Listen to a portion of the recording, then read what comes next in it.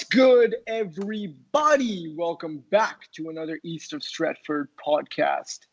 And it's been about a week since we last posted. Vishnu, when was the last time we posted? Yeah, it's been about a week. It's been about 8-9 days. Yeah, it's been a while. Yeah, and in that time, we've played 2 games. We fucking crushed Bruges 5-0, but Bruges are absolute shit, so I'm not going to put too much stock into that. But most recently, we played Everton last night, and we're probably going to put this up the day after. So probably 2 days ago for you, and it was 1-1. There's a lot of talking points from this game.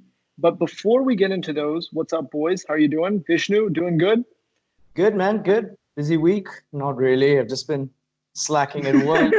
Thinking about the podcast. Gonna record next. Got so much content in. Good shit. Karthik, how are you, bro? I'm fine, dude. Last night was rough, though. So I've been better. Because of the fucking game. Okay, I should probably say that too. Yeah, I was like, yeah, you were like, why was it rough? Yeah, no.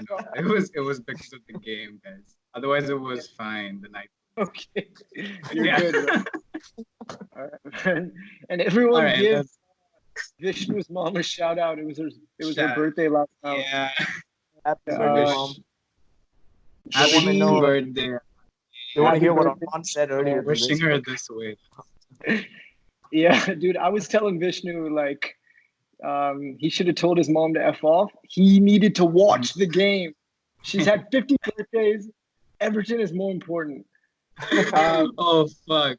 Yeah, we may cut it out. The major talking points, David De Gea fucks up on 3 minutes in. Calvert-Lewin scores probably the easiest goal that he'll ever score in his life. The second point was Bruno scored an absolute worldie again. We're coming to expect this from him. And the third thing was VAR. VAR, again, was a major talking point in this game. But, Karthik, let's start with David De Gea. Dude, we're starting with De Gea? Well, yeah, dude. I mean, yeah, dude. I mean, it was completely unnecessary, but I think it was. I don't think it was just him though. I feel like the entire team yesterday lacked a lot of focus. I don't know why. They just seemed so distracted. Like the mistake was completely stupid. We could have won that game the way that first half was going to begin with. I mean, if you take away the 3rd minute goal or whatever. Mm-hmm. But yeah, it was a terrible mistake, man. But yeah, I know where this is leading to now, and we're talking about whether De Gea should be with us or not anymore. But I'm still with De Gea. We can get into this later. But yeah, I don't think we should give him too much slack for it, personally. Yeah. What do you think, Vishnu? Did you see the highlights? What did you think? Yeah, I watched starting. Actually, I watched the goal that we conceded straight up. Yeah, he had ample time with the ball. He should have cleared it ages ago, actually, or at least made a short pass. I don't know what got into his mind. He's had so much experience doing this as well, so it's quite shocking to see. He's done this a bit recently as well. Like if you've noticed the previous games that we've been playing short passes a lot, even from the goal kick. But then for some reason we decided to go long a lot more today.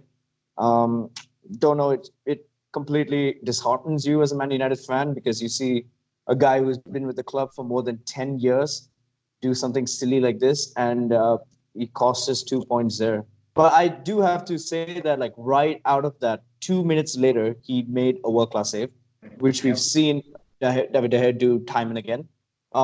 In the 68th minute, he made another save, a wonderful save in the second half, and in the 92nd minute, before the whole VAR controversy, he had a quick reflex, ridiculous save, which most goalkeepers won't be able to get that.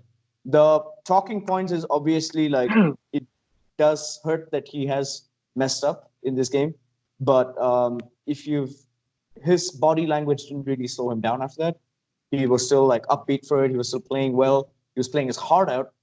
Made 3 world-class saves, but if you see some other goalkeeper in his position, he might have fucked up, conceded 3 goals. You never know. So overall, I think he did have a good game. But yeah, the question really comes up to is he good enough to still compete for that Man United jersey? Yeah. Yeah, I think he's definitely good enough. Like, we're United fans, like we can't get, carried away with where we are. He's still a world-class keeper. And I want to preface everything with what I'm about to say, saying that I love David De Gea. He's been our best player of the decade by far. Like no one even comes close. He's Yeah. literally kept us up in top 4, top 5 positions by himself over the Louis van Gaal, David Moyes, start of Jose. He's done it by himself. But now I get into the point where, dude, last night that was unacceptable, dude. He literally had all the time in the world. And he had 2 square passes to Maguire and Lindelof, either Yeah. side. And he decides to take it so nonchalantly and just kick it and right into Calvert-Lewin. I thought that was a huge mistake, and I want to give him props. It's very tough. Go ahead, Kartik. Yeah, he definitely, like, I agree. Like, he definitely took that time for granted. We could really see, like, like, I want to go with like, Maguire. He could have, I mean, considering the way we've been playing lately, especially, like, building up play from the back, he could have easily gone with the Maguire-Lindelof option. So there was no, I don't see why he decided to go long as well. So I fail to understand that.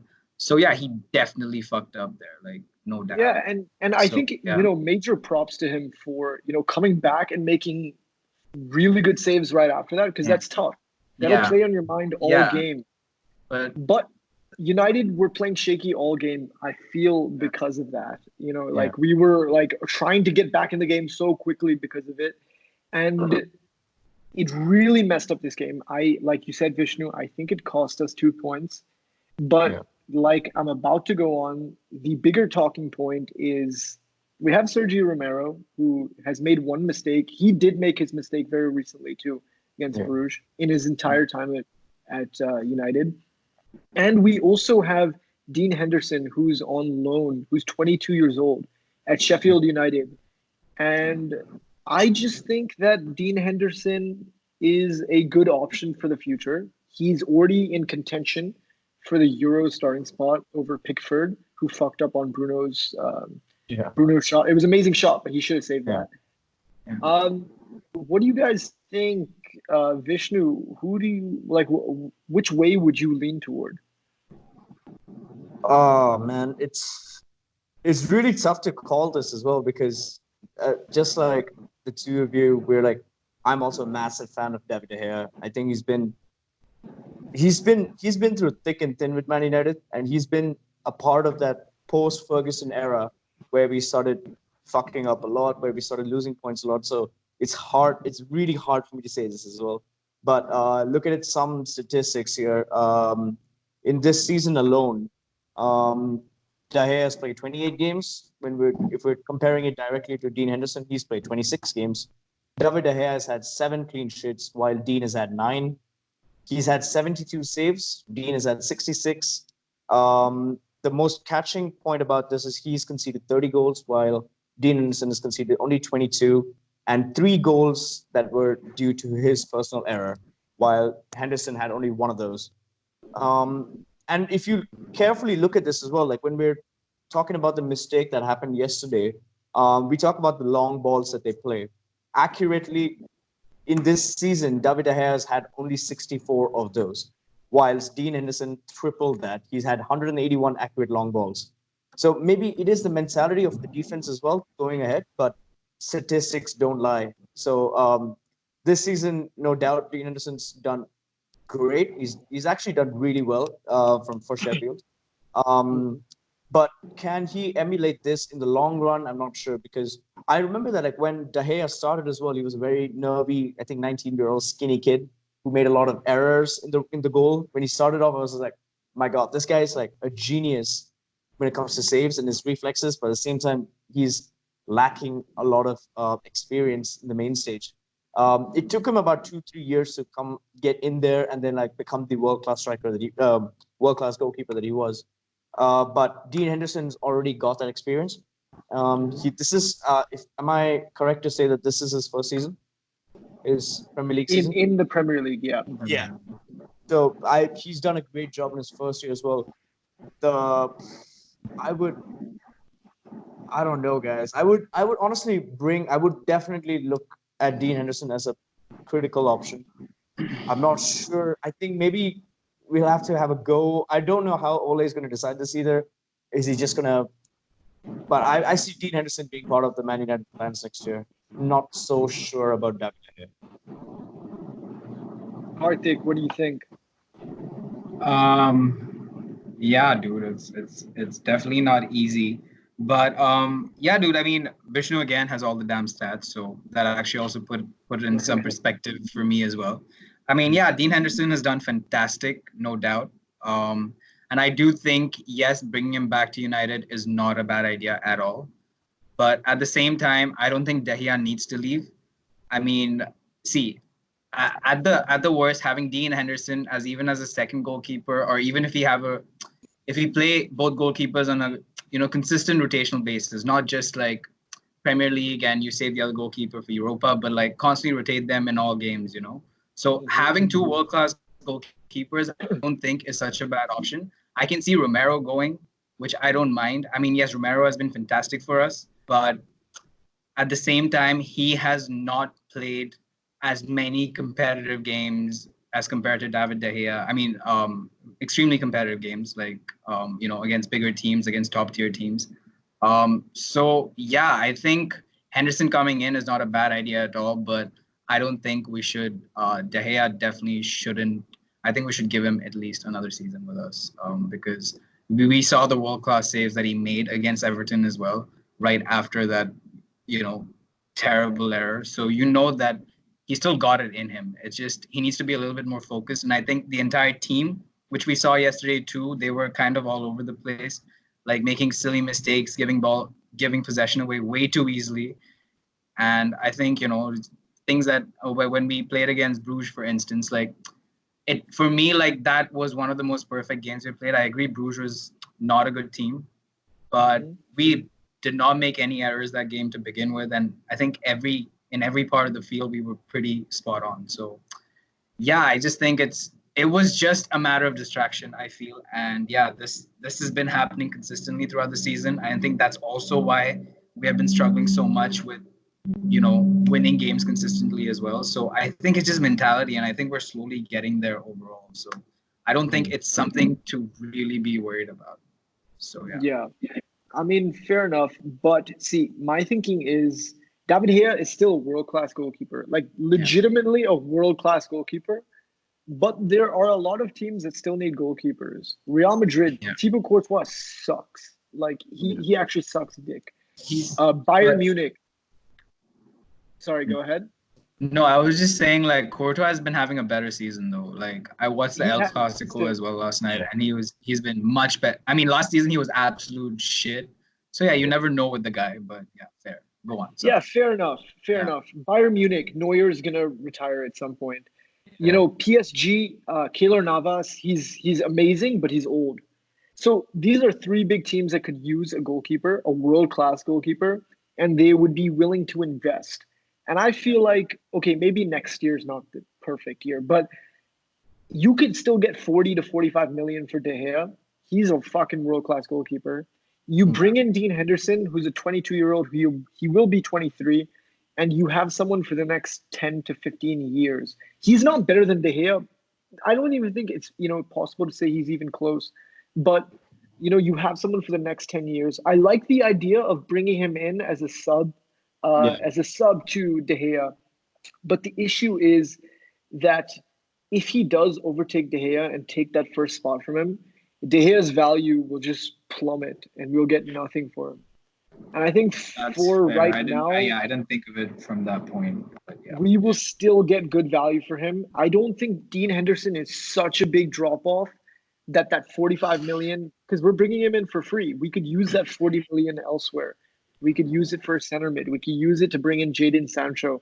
And I think that would have more impact on the team than the deterioration from bringing Dean Henderson in. So that's my thinking. I think we should go with Dean Henderson. But again, I've only watched a few games and some highlights, so I can't really know. But that's my thought. But I think, we're all on the fence. We all love De Gea. De Gea is amazing. He's been our best player over the last 10 years. No shit to him. Everyone makes mistakes. And let's move to the next topic. So the next big thing was Bruno scores again. Like, should we even talk about this stuff anymore, Vishnu? Like, he just keeps scoring. Like, he keeps doing something.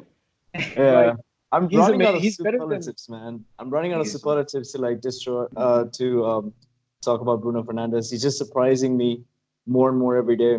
He looks like he's playing in a completely different Manchester United team as well. Since he's arrived, we did talk about it after the Watford game, I think.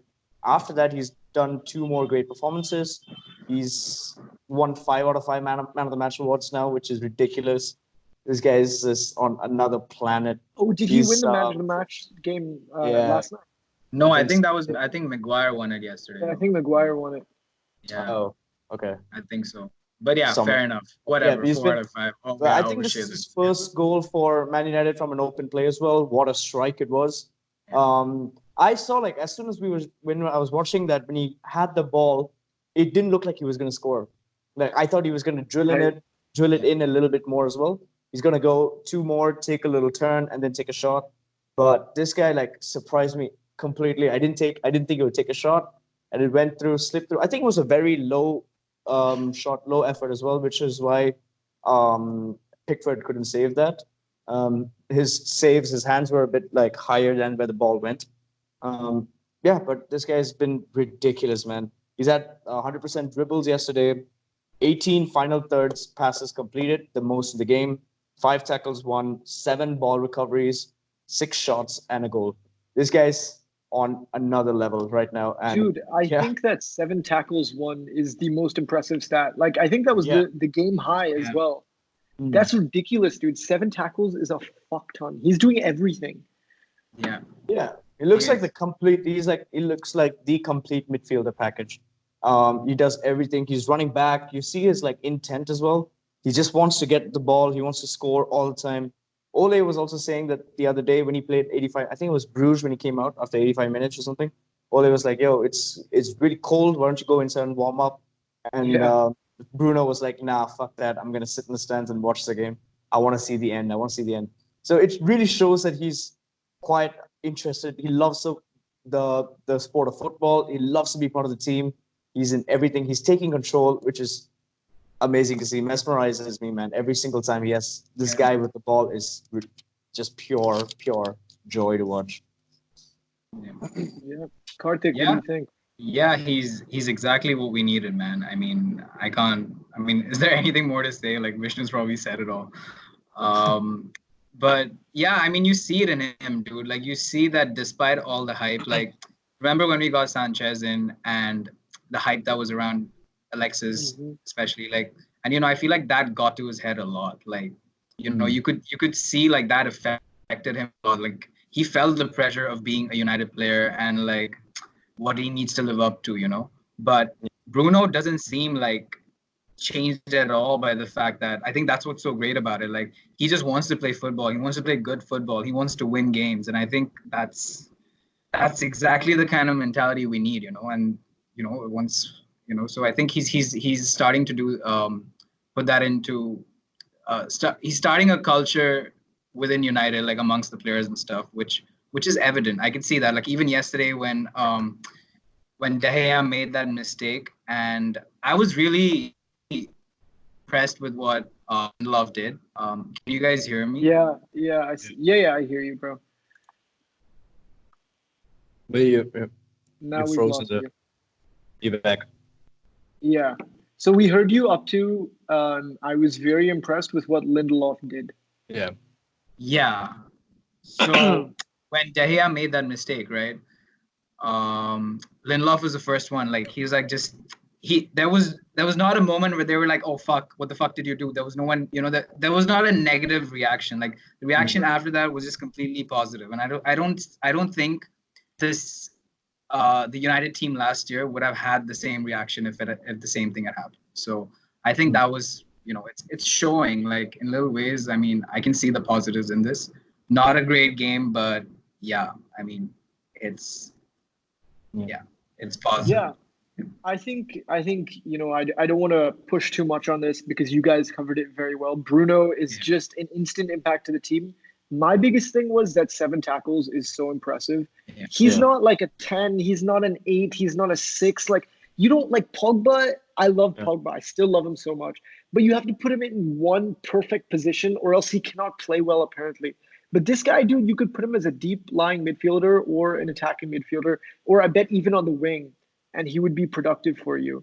So that's what I really love about him. Like he's a very old school type of midfielder Yeah. with modern, Yeah. skill set. Exactly. Yeah. That's like straight up, That's what he feels like. Yeah. Perfect. Very old.